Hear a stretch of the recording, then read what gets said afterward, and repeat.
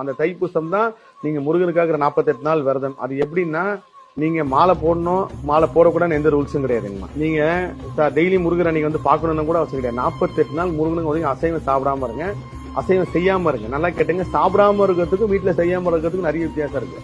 குழந்தைக்கு கொடுக்கணும், இல்ல குழந்தை சாப்பிடணும் ஆசைப்படுச்சுன்னா கொடுங்க, தப்பே கிடையாது. வெளியில இருந்து வாங்கிட்டு வந்து கொடுங்க, இல்ல வேற யாரும் செய்ய சொல்லி கூட கொடுங்க.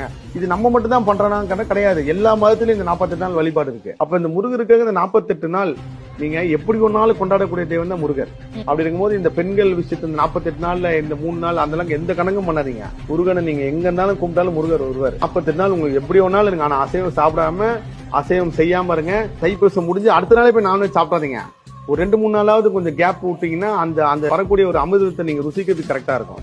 மாலை போட்டுக்கணும் போடக்கூடாதுன்றதெல்லாம் உங்க விருப்பம். எந்த நாள் வேணாலும் எப்படி வேணாலும் இருங்க. பெரிய கோயில்களை நீங்க போகணும் கிடையாது. எல்லா முருகர் கோயிலும் விசேஷமா தான் இருக்கும்.